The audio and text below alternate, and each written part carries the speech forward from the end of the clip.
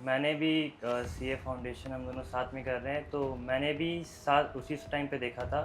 और जब मैंने अपने पेरेंट्स को बताया तो उन्हें बिलीव नहीं हुआ, क्योंकि मतलब मैं घर में ज़्यादा पढ़ता नहीं था, क्योंकि मैं अच्छा। बाकी सारी एक्टिविटीज़ में भी इन्वॉल्व होता था। Okay, okay. तो वो सरप्राइज़ थे, तो बहुत खुश थे वो करके। जैसे मैं कोई टॉपिक पढ़ते थे तुम लोग तो उसको पहले रीड कर लेना और एक बार लिख के देखना कि खुद से लिख पा रहे हो कि नहीं। और ओके, प्रैक्टिकल में मतलब क्वेश्चंस को आप बनाओ, मतलब जितने क्वेश्चन एक बार प्रैक्टिस कर लो तो हो जाते थे वो। ओके। एग्ज़ाम हॉल में जनरली बच्चे घबरा जाते हैं, टेंशन में आ जाते हैं, तो वहाँ का टेंशन आपने कैसे मैनेज किया? आज हमारे साथ हैं एक्सेल के 12th के topper, CBSE board, Amit Jain और Vihaan Bhojasia. Hello Amit, congrats. Vihaan, congrats. Thank you thank you sir. Sir. Vihaan, आपका अकाउंट्स में आया है 96, है ना? जी, जी। अमित, आपने अकाउंट्स में स्कोर किया है 98, यस। इकोनॉमिक्स में किया है 94, बीएसटी में किया है 97 और मैथ्स में है 97। यस। आप दोनों को बहुत बहुत बधाई, thank you sir. Thank you sir. है ना? बेटा, जब रिज़ल्ट आया और सबसे पहले आपके यहाँ किसने देखा रिज़ल्ट? सर मैंने देखा था हाँ। मतलब सीए फाउंडेशन सितंबर 2026 का क्लास चल रहा था, जस्ट ब्रेक खत्म होके वो डिजी लॉकर में आ गया था तो उसी समय देखा। तो जब आपने घर वालों को बताया बेटा, तो उनका क्या रिएक्शन था? सर बहुत खुश थे, मतलब एक साल पूरा मेहनत करके अच्छे से स्कोर किया तो बहुत खुश थे सब। विहान, तुम सर बताओ। मैंने भी सीए फाउंडेशन हम दोनों साथ में कर रहे हैं, तो मैंने भी साथ उसी टाइम पे देखा था। और जब मैंने अपने पेरेंट्स को बताया तो उन्हें बिलीव नहीं हुआ, क्योंकि मतलब मैं घर में ज़्यादा पढ़ता नहीं था, क्योंकि मैं अच्छा। बाकी सारी एक्टिविटीज़ में भी इन्वॉल्व होता था। Okay, okay. तो वो सरप्राइज़ थे, तो बहुत खुश थे वो करके। जी सर। बेटा, दोनों का परफॉर्मेंस बहुत अच्छा है आप लोगों का। आप लोगों ने क्या स्पेशल या स्ट्रेटजी बनाई थी अपने पढ़ाई के लिए, 12 बोर्ड के लिए? कोई स्पेशल स्ट्रेटजी था कि मुझे टॉप बनना ही है, कि क्या था, या बस बन गए हो? नहीं सर, स्टार्टिंग से ये था कि हाँ नहीं इस बार करना है, 12th में मेहनत करना है। तो स्टार्टिंग से जैसे मई में आपने फास्ट ट्रैक बैच भी कराया था तो बिल्कुल। वो अटेंड किया, जिससे बहुत फ़ायदा मिला था शेयर कैपिटल में बाद में। तो वैसे ही 12th स्टार्टिंग से ये था कि हम मेहनत करने हैं, तो हर सब्जेक्ट में ध्यान दे के चल रहा था मैं। आपने भी फास्ट ट्रैक किया था बेटा यहाँ जी से, सर, मैंने भी है ना? फास्ट ट्रैक किया बाद था। में आप लोगों ने रेगुलर भी किया था अपने साथ, यस जी, सर। जी। है ना? फास्ट ट्रैक जो अपन ने पढ़ा था बेटा, 1.5 महीने की क्लासेस में एक बार पूरा सिलेबस अपन ने गो थ्रू किया था, उससे आपको क्या बेनिफिट लगा? सर बेनिफिट कितना ये बेनिफिट हुआ उससे अपन सर को? बहुत मिला, क्योंकि वो बहुत इंपॉर्टेंट चैप्टर है, इससे बहुत वेटेज के वो आते हैं, 6 मार्क्स के। तो उस समय ही कॉन्सेप्ट क्लियर हो गया था, तो बाद में भी प्रैक्टिस कर रहे थे एंड ईयर एंडिंग है बोर्ड के पास, तो ईजिली बन रहा था क्वेश्चन। बहुत हेल्पफुल रहा वो। Yes sir. विहान, तुम कुछ बताना चाहोगे फास्ट ट्रैक बैच के बारे में? सर बहुत हेल्पफुल था क्लासेस में, मतलब जैसे कोई क्लास छूटती थी स्कूल में तो उसको कवर करना इजी होता था, ईजी हो क्योंकि जाता ये था। सब चैप्टर्स सर बहुत वास्ट हाँ, कॉन्सेप्ट और है इन सब कंसेप्ट में। भी बहुत ज़्यादा हैं, जी, यस जी। सर। छोटे छोटे कंसेप्ट बहुत इन्वॉल्व हैं इसमें, जी, जी। है ना? जैसे अकाउंट्स के अलावा आपने इकोनॉमिक्स, बीएसटी और मैथ्स भी यहाँ से किया, यस है ना? तो इकोनॉमिक्स में थ्योरी पार्ट भी आता है बेटा, और प्रैक्टिकल पार्ट भी आता है, तो दोनों को आपने कैसे मैनेज किया? क्या स्ट्रेटजी रही उसके लिए आपकी? सर, जैसे मैं कोई टॉपिक पढ़ते थे तुम लोग तो उसको पहले रीड कर लेना और एक बार लिख के देखना कि खुद से लिख पा रहे हो कि नहीं।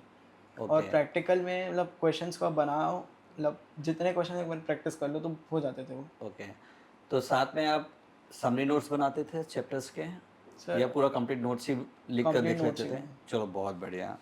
बीएसटी में बेटा केस स्टडीज़ बहुत आता है आप लोगों यस सर। को, तो कैसे उसको मैनेज किया आप लोगों ने?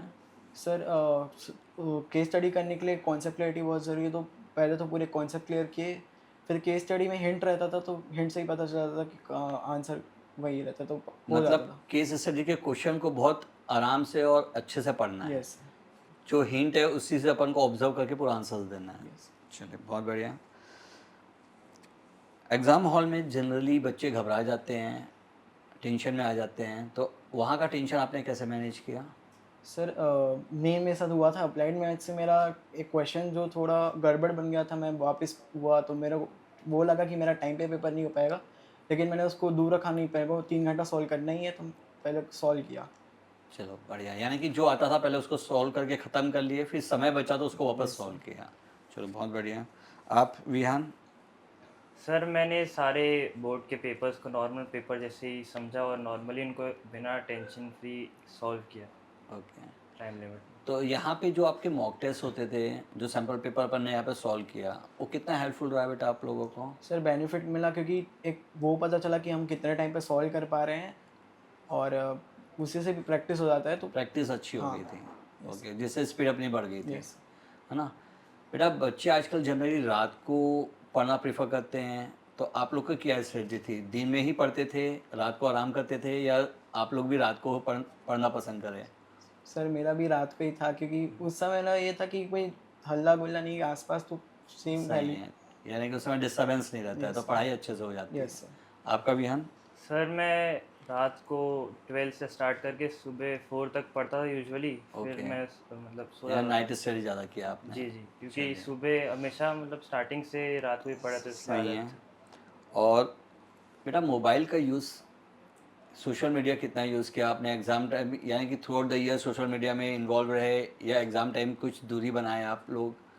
कितना ज़रूरी है मोबाइल सर पढ़ाई के समय? सर पढ़ाई के समय उतना इम्पोर्टेंट नहीं है। स्टार्टिंग में अभी थोड़ा एडिक्ट था मोबाइल की तरफ, लेकिन बोर्ड एग्ज़ाम आ रहा है तो उसके बाद थोड़ा कम करना है क्योंकि पढ़ना था, नंबर लाने थे, इसलिए उसको कम कर दिया थोड़ा। कम यानी ज़्यादा से ज़्यादा कितना देर यूज़ करना चाहिए एक बच्चे को, यानी अगर एग्ज़ाम 12 बोर्ड अपियर करने वाला है वो? सर वो, हाँ, डिपेंड करता है हर बच्चे तो वो कितना कर ख़त्म कर पाता है, क्योंकि हर बच्चे को आजकल एडिक्ट हो गया है, तो minimum to maximum to maximum 1 घंटा साल, 1 डेढ़ से घंटा। नहीं यूज़ करना ये चाहिए, तो सर। मैक्सिमम टू मैक्सिमम हाँ। 1 आवर्स यूज़ करना चाहिए। चलिए ठीक है। बेटा जो आपके जूनियर्स हैं, यानी कि अब जो 11th और 12th में हैं, आपके लिए, आपका उनके लिए क्या मैसेज है? उनको क्या ध्यान रखना चाहिए, क्या प्रिकॉशंस रखना चाहिए, ताकि वो भी अपने आने वाले बोर्ड्स में अच्छा स्कोर कर सकें? उनको यही है कि स्टार्टिंग से जो पढ़ाए जा रहे हैं उसको स्टार्टिंग से ही शुरू कर दो, अभी से ही। और जो PYQs हैं मतलब स्पेसिफिक टॉपिक के, तो उसको अभी से बनाओगे तो बहुत बेनिफिट मिलेगा। और जो सर लोग बोलते हैं या टीचर्स बोलते हैं उनको फॉलो करो उस बात में। आप क्या बोलना चाहोगे बयान? सर मैं तो बस यही बोलना चाहूँगा कि फर्स्ट डे से जो धीरे जो जो कॉन्सेप्ट स्कूल में पढ़ाया या कोचिंग में पढ़ाए जा रहे हैं उसको हर डेली रिवीजन करें, जी। जिससे बाद में बर्डन ना आए एक साथ कि हाँ, पूरे साल पढ़ा नहीं और सही है आखिरी कि अपन 1 को मंथ रोज़ में की पढ़ा पढ़ाई नहीं। रोज़ ख़त्म करते हुए चलना जी जी। है ना?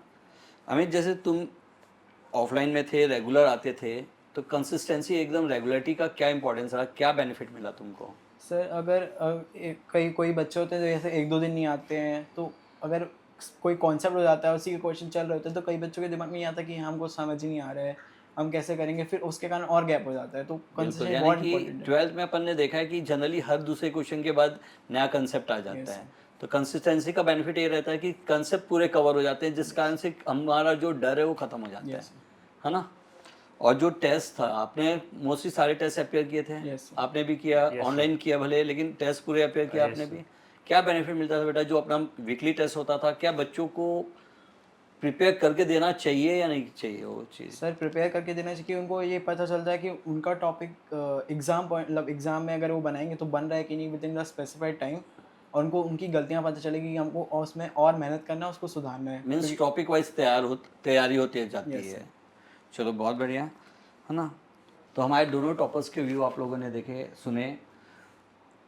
इससे रिलेटेड कोई ऑफ अदर डाउट्स हो या कोई क्वेरी हो, तो डिस्क्रिप्शन बॉक्स में हमारा नंबर है, प्लीज़ हमसे कांटेक्ट करें।